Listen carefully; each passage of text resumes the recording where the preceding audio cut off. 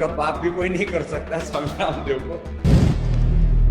अगर आप भी लेना चाहते हैं देश दुनिया की तमाम जानकारी तो आज ही सब्सक्राइब करें हमारे चैनल को। साथ ही नीचे दिए बेल आइकन को जरूर दबाएं ताकि हर अपडेट आप तक पहुंच सके। नमस्कार, आप सभी का स्वागत है। भारत में जब से कोरोना ने कदम रखा है तब से लेकर अब तक 3,15,000 से कुछ ज्यादा लोगों की मृत्यु हुई है। ये सरकारी आंकड़ा है, लेकिन अमेरिकी अखबार न्यूयॉर्क टाइम्स ने कहा है कि ये जो मृत्यु के दर बता रही है सरकार, मृत्यु के जो आंकड़े बता रही है सरकार, वो गलत है। भारत में 42 लाख लोगों की मृत्यु होने की आशंका है। सरकार ने इस खबर को पूरी तरह मनगढ़ंत बताते हुए, फर्जी बताते हुए खारिज कर दिया है। क्या कहा है सरकार ने, आपको बताएंगे। न्यूयॉर्क टाइम्स ने क्या लिखा है ये भी बताएंगे। किस आधार पे न्यूयॉर्क टाइम्स ने इतना बड़ा आंकड़ा दिया है ये भी बताएंगे। साथ ही बात करेंगे कोरोना रोधी वैक्सीन के कॉकटेल की।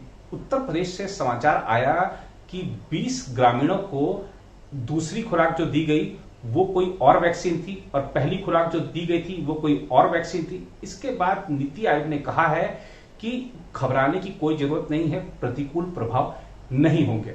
डॉक्टर वीके पॉल जो नीति आयोग के सदस्य हैं, उन्होंने क्या कहा है आपको सुनाएंगे। साथ ही बात करेंगे केंद्रीय गृह मंत्रालय के ताजा दिशा निर्देशों की। देश में कोरोना के जो हालात हैं और उसको देखते हुए अभी जो दिशा निर्देश केंद्रीय गृह मंत्रालय के लागू हैं उसको 30 जून तक और प्रभावी कर दिया गया है, 30 जून तक और बढ़ा दिया गया है। क्या है वो दिशा निर्देश ये भी आपको बताएंगे। साथ ही बात करेंगे बाबा रामदेव की। अब आईएमए ने पुलिस में शिकायत दी है कि बाबा रामदेव को गिरफ्तार कीजिए क्योंकि वो एलोपैथी के खिलाफ भ्रामक प्रचार कर रहे हैं। बाबा रामदेव ने कह दिया है किसी का बाप भी मुझे गिरफ्तार नहीं कर सकता।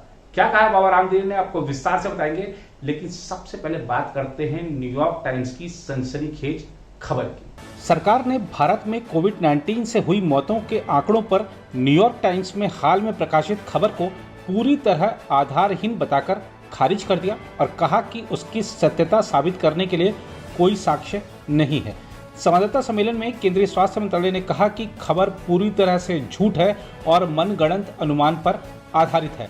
अखबार में प्रकाशित उक्त खबर का शीर्षक है, भारत में कोविड-19 मौतों का सही आंकड़ा कुछ इतना होगा।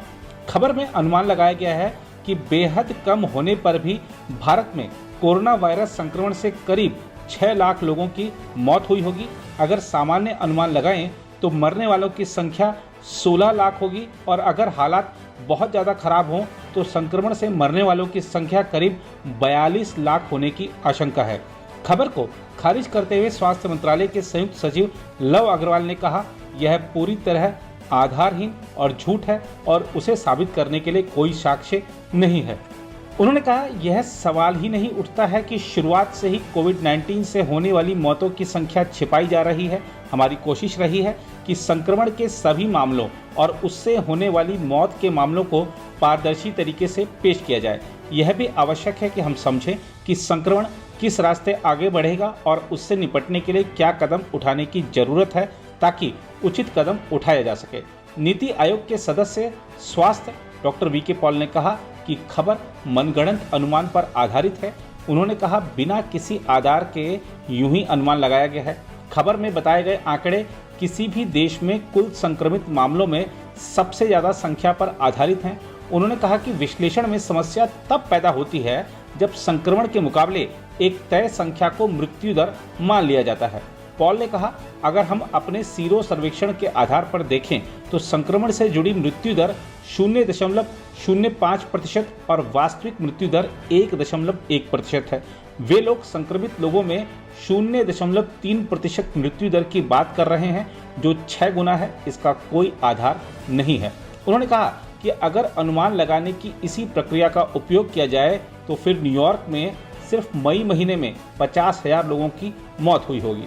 डॉक्टर पॉल ने कहा, अगर मैं इसे 6 गुना करके देखूं तो मरने वालों की संख्या 90,000 और अगर मैं इसे 12 गुना करूं तो यह 1.25 लाख होगी, लेकिन उनका कहना है कि यह संख्या 16,000 है। उन्होंने कहा कि मेरे कहने का तात्पर्य यह है कि यह मनगढ़ंत मृत्यु दर है। संक्रमण के अनुमान के लिए उन्होंने सिर्फ जनवरी के हमारे आंकड़ों का उपयोग किया है जो फिर भी स्वीकार्य है।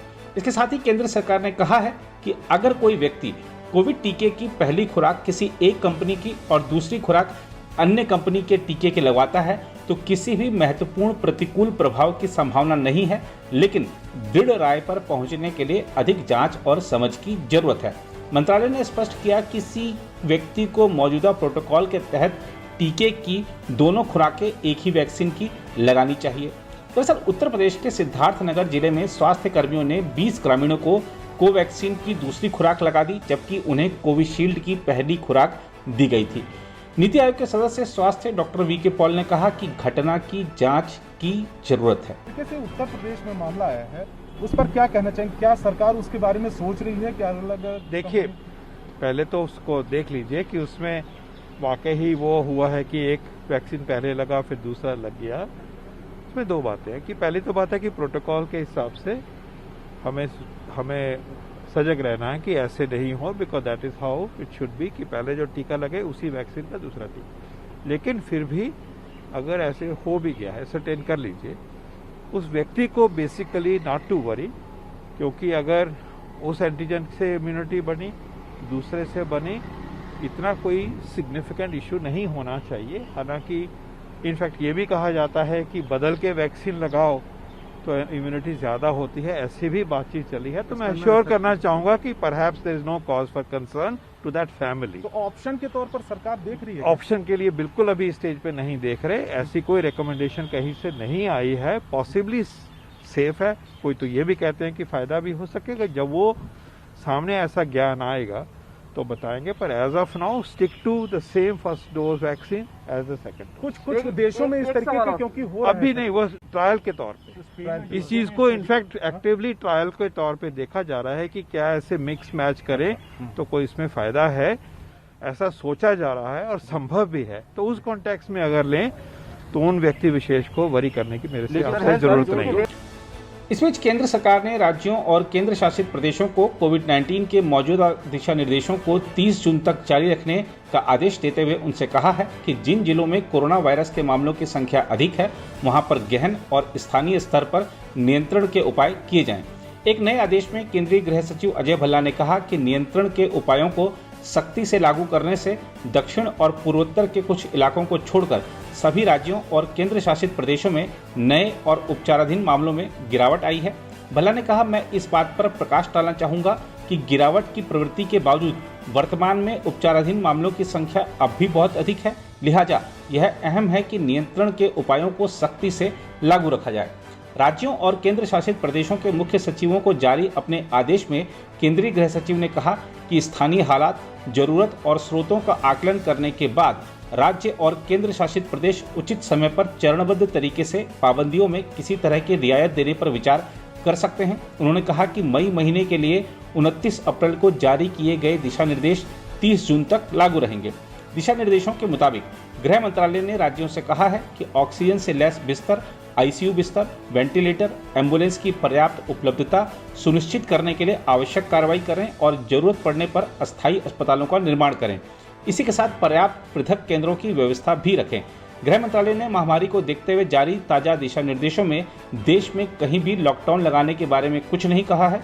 देश में कोरोना वायरस के दैनिक मामलों में कुछ गिरावट और दिल्ली समेत देश के कुछ हिस्सों में बिस्तरों, आईसीयू और ऑक्सीजन की उपलब्धता की स्थिति में सुधार के बीच कोविड-19 प्रबंधन के लिए ताजा दिशा निर्देश आए हैं। उधर एलोपैथी के खिलाफ बाबा रामदेव की कथित अपमानजनक टिप्पणी पर जारी विवाद के बीच अब एक और विवादास्पद वीडियो सामने आया है, जिसमें योग गुरु उन्हें गिरफ्तार किए जाने की मांग पर प्रतिक्रिया व्यक्त करते हुए कह रहे हैं कि उनका बाप भी मुझे गिरफ्तार नहीं कर सकता। हम आपको बता दें कि इंडियन मेडिकल एसोसिएशन यानी IMA ने योग गुरु रामदेव के खिलाफ पुलिस में शिकायत दर्ज कराते हुए एलोपैथी पर उनके भ्रामक और गलत बयानी को लेकर प्राथमिकी दर्ज करने की मांग की है। अरेस्ट तो किसी वो जो है उनका बाप भी कोई नहीं कर सकता स्वामी रामदेव को लेकिन एक शोर मचा रहे हैं कि quick arrest Swami Ramdev, quick arrest Swami Ramdev. कभी कुछ चलाते हैं, कभी कुछ चलाते हैं, कभी ठग रामदेव, कभी महाठग रामदेव, कभी जो है कभी गिरफ्तार रामदेव।